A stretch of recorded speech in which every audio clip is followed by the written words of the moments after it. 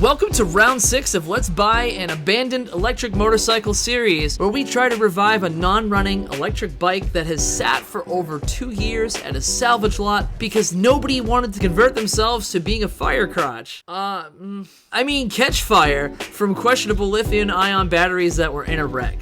And if you're already a ginger, that's a different type of burn. We love you. We are coming down the home stretch. It's been pulled apart, diagnosed, tested, found the issue, and then while awaiting a new motor controller, I put a paintball gun and a flamethrower on just for good measure. And then when the package of the new MCU arrived, got it to spin the wheels. But it was not quite my tempo. 5, 6, 8.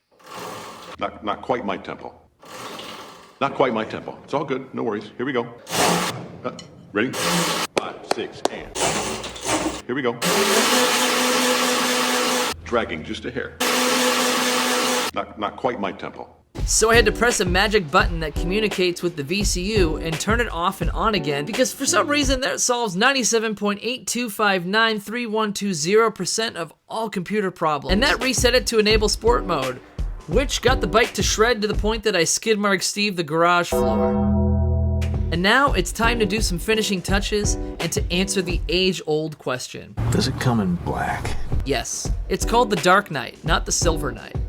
So if we want this bike to be ready to take on the streets to fight crime or commit crime, it will all depend on your moral compass. So let's get into it.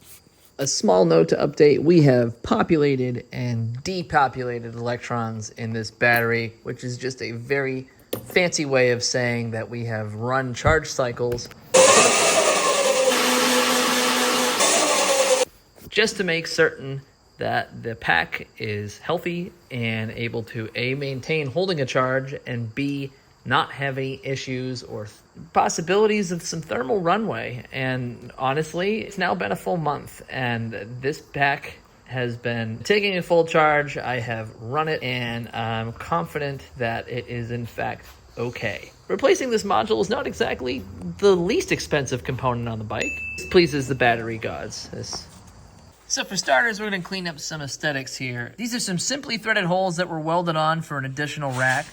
But since I have my firearms in front of me and they're functional, there's really no need for these to be dangling here, which will take off and it'll help minimize the bike's aesthetic because I'm looking to make this as sleek and minimal as possible. So it's time to whistle while we work here. So let's, gonna go get a fresh pair of safety sandals.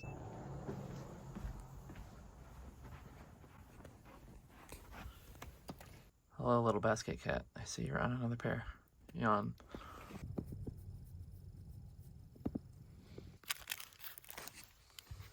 Thanks so much. Keep it also a minimal fashion, I'll pull out the drum and sample box and drop a beat.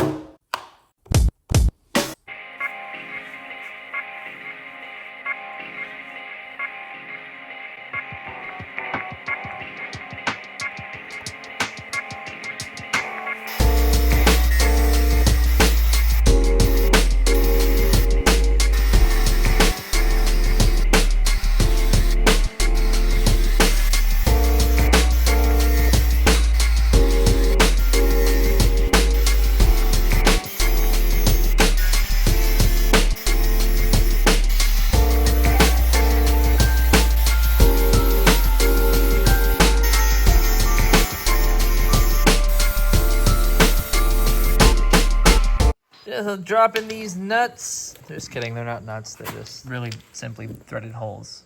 I've also grinded and smoothed things out with some sanding because there were a lot of dents and deeper scratches from the crash. And this makes the bike look a whole bit less feral. And of course, no, not to worry, because as you know, the answer to your question... Does it come in black? It will. We will do that. It's coming soon. Brings me to the next case in point here. So here's the rear fender. Here's what the original rear fender was. And we want to modify this. Less is more. So I'm going to create a different fender that's built into the frame itself instead of being this thing that externally goes beyond it. And I know you're all saying, oh, I'm going to get mud butt. Maybe I will. But you know what? That's part of the fun of playing in the dirt. Huh? I right under the seat. A little secret squirrel action here. Something to make it continue on to the clean, minimalistic lines that we're going to go with. And I'm not original in this ABS design. Actually, if you look in the front part here, they just used a piece of ABS to protect the battery and motor. So it's going to look in unison. And no, this is definitely not sponsored by Chewy, where the pet lovers shop. This is just cardboard for some CAD. Cardboard aid design, as one does. I've cut this up to size to figure out my template for my ABS. Now let's get this thing going. Do the thing. Let's turn cardboard into a functionable piece now.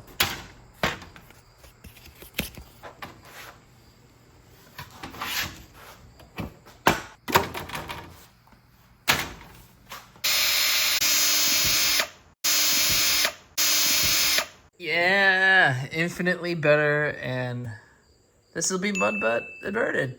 Look at that. Yay. So, pretty excited. That'll look much better with the frame being the only thing in the rear end and not that extra piece. Yeah, gotta say it looks really good. Pretty excited about it. Much cleaner, much cleaner. And now it's time to black the frame out. So I've masked off all the important parts and I have great nozzle control. So let's Rolling Stones this and paint it black.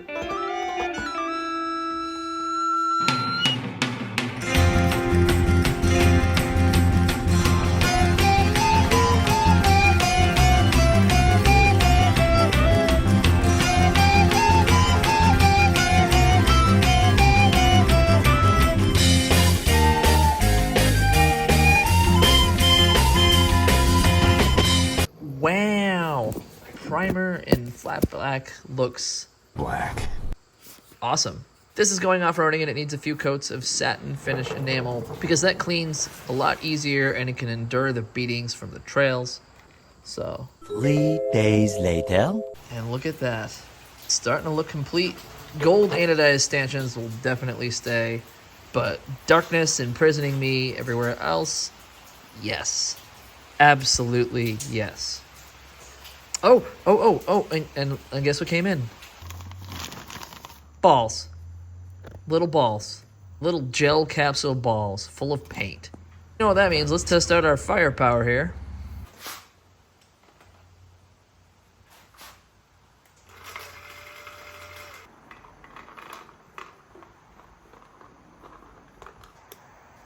Trigger engaged from my throttle control up here, so you can see. It's gonna be awesome. This seems like it's gonna be oddly satisfying to fire it off from your handlebars.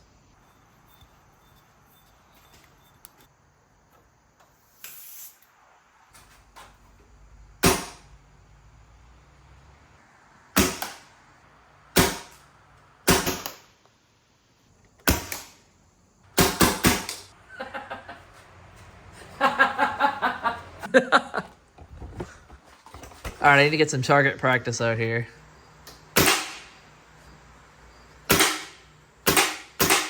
All right, that's better. Look at that. Now we got a bad guy. You could tell that he's a bad guy because he's browning fierce. Has those angry eyebrows going on. That makes him bad.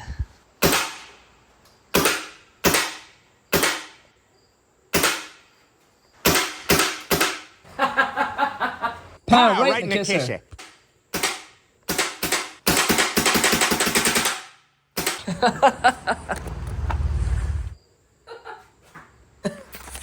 This is so stupid. Okay, so the bike works, the flamethrower works, and the paintball gun works. Neat. So now it's just time to button everything up and take it out of the garage. So stay tuned for the finale. And thank you guys for checking this out and being here, for your patience as I navigate this and life. And I hope you have a really lovely day. Exceptional one. Just full of just sunshine and kittens and stuff. All right. Ciao. One of these days, right in the kisser.